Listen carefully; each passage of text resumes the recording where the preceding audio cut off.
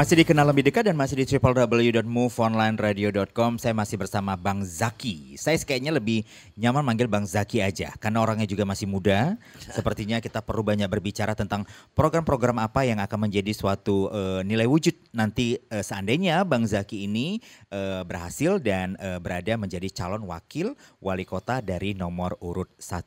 Nah, yang menarik kita tidak perlu berbicara terlalu jauh nih sepertinya Bang Zaki. Tadi di segmen pertama kita sempat terputus berbicara masalah pelayanan kesehatan. Ya. Nah, apa yang Anda rasakan, yang Anda lihat, yang Anda terima masukan, yang Anda rasakan mungkin atau juga pernah masyarakat akhirnya datang curhat mungkin bercerita tentang pelayanan kesehatan yang cukup tidak baik mungkin di Kota Medan sehingga Anda berpikir bahwasanya ada pelayanan kesehatan tidak baik yang diterima oleh masyarakat Kota Medan. Seperti apa?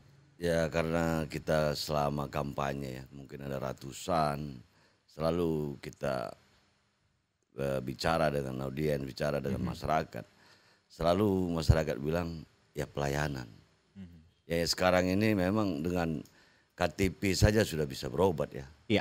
Tapi yang perlu kita sadari adalah di saat masyarakat ingin berobat, dia sudah dalam benaknya bisa nggak ini aku ada nggak kamar, ada nggak dokter, itu udah terbayang di dalam masyarakat. Sudah beban mental dulu. Dan saya sendiri sudah pernah menyaksikan ya, saya bawa orang tua kawan saya ikut menemani, saya ikut mengunjungi di Pirngadi ya. Saya naik tuh entah ke lantai berapa, ya maaf kata sekelas rumah sakit tak pantas lah, kotor, jorok, dan saya lihat ya spray dan selimutnya masih berdarah. Mungkin tidak dicuci ya, kamar mandi. Jadi kalaulah orang tidak ada deckingnya atau tidak ada Menarik orang nih. kuat lah di belakang ini, pasti dibilang tidak ada kamar, pasti tidak dilayani, ya pasti itu. Dan perawatnya suka-suka, dokter lagi tak ada. Di mana rumah sakit, ya di mana aja kita lihat yang tak boleh, yang namanya dokter itu tak ada di tempat itu tak boleh. Baik, kita angkat dulu ada penelpon masuk nih Bang Zaki. Kira-kira ada keluhan apa yang mungkin akan kita coba cari solusinya mungkin ya Bang Zaki ya di acara Kenal Lebih Dekat ini. Halo, selamat pagi. Iya, pagi Bang. Ya, pagi, dengan siapa Ibu? Dengan Najwa Bang. Dengan Najwa. Nazwa di mana? Najwa dari Universitas Muhammadiyah Sumatera Utara. Oke, dari UMSU ya. Baik, Nazwa, silakan apa yang ingin tanyakan dengan narasumber kita? Ya, Assalamualaikum Pak. Waalaikumsalam warahmatullahi wabarakatuh. Pertanyaan gue lebih ke ini, ketika Bapak terpilih dalam 100 hari pertama masa jabatan Bapak, langkah strategis apa yang akan diambil untuk menciptakan solusi jangka panjang dalam mengurangi kemacetan di Medan, Oke, terutama di kawasan dengan volume lalu lintas tinggi? oke. Itu saja? Iya, itu aja Bang. Baik, terima kasih Nazwa dari Universitas Muhammadiyah Sumatera Utara. Kayaknya posisinya daerah sini ya, UMSU ya? Ya. Oh, oke, baik.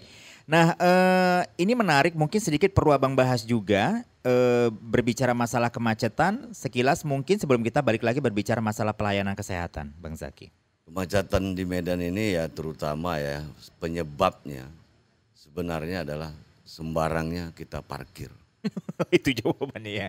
Iya sih Kita benar-benar. tidak bisa juga menyalahkan langsung jalan ya ini tidak. Sembarangan ya.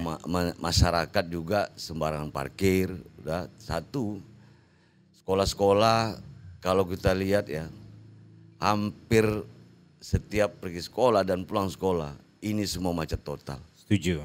Jadi solusinya ini kita kan harus melihat kalau kita keliling di Kota Medan, yang kita udah pasti tahu nih, di sini pasti macet jam sekian, di sini pasti macet jam sekian. Titik-titiknya sudah tahu. Titik-titiknya kita sudah tahu, dan kita heran kenapa ini bisa diaminkan. Kok kenapa kita tidak berusaha membuka jalur itu. Terlebih yang di belakang Pirngadi ya, itu rumah sakit ya, di belakangnya ada sekolah, itu tak boleh itu macet karena rumah sakit. Dan itu akan ada selalu ambulan lewat. Oke. Di situ yang tak boleh lagi. Jadi kemacetan-kemacetan ini memang banyak yang ya memang dibuat. Hampir di semua sekolah-sekolah besar ya, sekolah-sekolah top macet total. Saya sering keluar orangnya. Yang di Jalan Sparman itu, sekolah San Thomas. Itu saya kalau udah mulai situ saya lihat jam. Saya Tengok pasti lihat waktu jam. ya, Ini momennya setengah ya. 4. Kalau setengah 4 Pulang ya sekolah. semua manusia di Kota Medan ini stres. Iya, 2 jam itu. Dan itu tak boleh sebenarnya. Ada apa itu bisa macam dikhususkan, dibolehkan dia macet. Ada lagi sekolah depan sekolah Stomo, sekolah Sapiatul. Setuju. Jadi ini yang membuat itu macet itu harusnya kan tak boleh ditutup jalan tuh. Ya silakan menjemput anak, tetapi kan jalurnya ini bukan kecil, lebar. Tapi macet kan gitu Tapi jadinya. macet.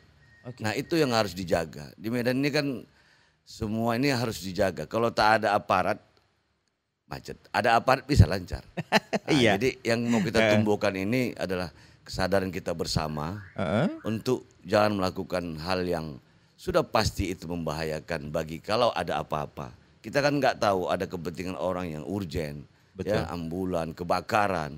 Kita tidak tahu itu. Itu yang tidak boleh. Harus 1 jalur atau 2 jalur dibuka. Jadi dalam 100 hari rencananya Nazwa menjawab ini kalau kemacetan ini solusi abang seperti tadi ya. Ya, saya- harus ada penjagaan karena Ya. sebenarnya beberapa sekolah-sekolah besar di kota Medan ini kenapa memang harus macet? Bener juga Ya. sih sebenarnya. Tidak boleh lagi ada ditutup ke depan. Itu memang harus 2 jalur harus dibuka. Dan tidak boleh sama sekali tak jalan ini. Ini 2 jam kita di situ memang. Saya selalu keliling lah. Di Stomo kita nanti pagi sudah payah jalan ya.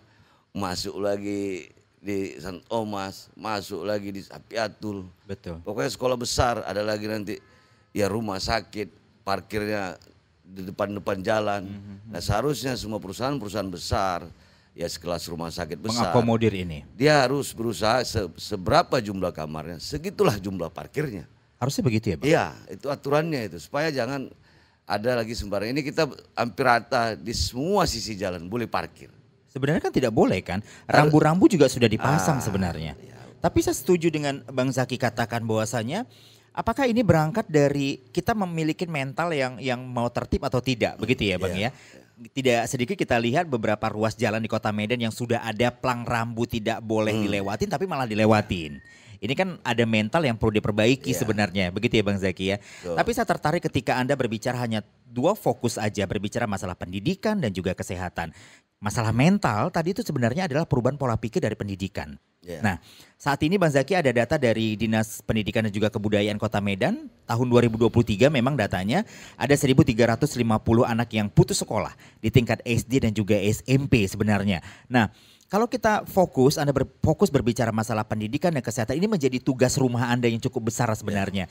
Apa yang mau dilakukan terhadap 1.350 orang yang putus sekolah ini? Nah ini yang harus kita jaminkan ya. Tidak ada lagi lah zaman sekarang ini orang yang putus sekolah, apalagi di tingkat SD, SMP, SMA ya. Karena ini Betul. kalau dibilang ya gratis ya. Makanya kita ini harus menambah jumlah sekolah SMP. Karena sekarang ini sekolah SD ini berjumlah 380 SD. Di Kota Medan. Ya, sementara SMP cuma 45. Jadi dia pasti berkurang. Kemana sisa murid-murid SD ini kalau udah tamat SMP? Iya. Tak semua bisa diakomodir sama SMP kan, yang SD-SD ini. Dan tak semua juga sanggup untuk sekolah di swasta. Jadi ini yang harus kita kita lihat, dan program-program sekarang ini anak-anak SD kita ini ya sangat tertinggal dengan SD swasta. Mutu pendidikannya sama, tetapi mungkin pola mengajarnya, mungkin pola guru-guru dalam mendidik anak-anak kita, kita tidak harus kita lihat ini, karena SD negeri ini kalau dibilang ada juga yang sekarang ini muridnya tinggal 40 orang, tapi sekolahnya masih buka. Bagus digabung dia ke sekolah yang lain. Benar-benar. Dan sekolahnya yang kosong ini dijadikan SMP. Ini yang harus kita perhatikan. Jadi ada penambahan untuk sekolah SMP-nya ya, sebenarnya. jadi mutu pendidikan, yang perlu itu adalah mutu pendidikan. Bukan soal dia sekolah, ya kita juga berharap guru-guru ini kan wakil kita sebagai orang tua ya. Iya. Dialah wakil kita di sekolah itu sebagai orang tua. Anggaplah murid-murid itu sebagai anaknya. Mendidik anaknya, menjaga anaknya. ini yang harus kita mulai dari sekarang, dari anak-anak SD sampai SMP, dan nanti insya Allah nanti kalau bisa di universitas juga, bagi masyarakat yang kurang mampu, bagi masyarakat yang punya prestasi, akan kita berikan juga beasiswa untuk bisa kuliah. Jadi semua masyarakat Kota Medan bisa mendapat kesempatan yang sama untuk menimba ilmu. Oke, kita break lagi di segmen kedua. Sepertinya Oke, saya baca WA dulu sebelum saya break. Kali ini ada pertanyaan yang datang, sebentar. Saya buka dulu. Baik, Bang Zaki, saya Bima di Cemara, di beberapa daerah pinggiran Kota Medan menjadi salah satu daerah yang rawan dengan begal. Nah, terkait program Medan Bebas Begal, bagaimana langkah konkret dan rencana Bapak katanya untuk menangani masalah begal ini yang sudah sangat parah di kawasan Tembung ya, di mana aksi begal sering terjadi bahkan di tempat ramai dan warga takut bertindak karena pelakunya membawa senjata tajam. Baik, silakan Bang Zaki sedikit sebelum kita break. Begal ini terjadi sebenarnya karena narkoba. Setuju. Jadi narkoba di tingkat Sumatera Utara adalah nomor 1. Jadi saya berniat akan membasmi narkoba. Apalagi waktu kita Rapimnas di Jakarta dengan Bapak Presiden Prabowo Subianto mengatakan akan membasmi narkoba. Karena narkoba ini terkhusus ya di Sumatera Utara karena nomor 1. Kita akan intens membasminya, dan apalagi kita pernah dengar nanti di Medan ini ada tempat sarang narkoba tapi tak bisa disentuh. Saya heran juga ini ada apa ini. Kayaknya nggak mungkin negara kalah dengan hal-hal seperti ini. Itu tidak mungkin. Betul. Saya tahu ini beberapa titik, dan itu insya Allah kalau kita nanti diberi kesempatan untuk memimpin Medan ini, saya pastikan akan saya basmi narkoba ini. Baik. Kita break dulu Bang ya. Dan untuk Anda nanti yang ingin masih bergabung, masih saya kasih kesempatan di segmen ketiga di 0813 5235 10-nya 3 kali. Kira-kira hal apa yang ingin Anda coba sharing atau juga ingin berbagi atau juga ingin memberikan masukan di program kita, di program lebih kenal lebih dekat ini. Nanti kita kembali di segmen ketiga, jadi jangan kemana-mana. Tetap bersama kami di www.moveonlineradio.com.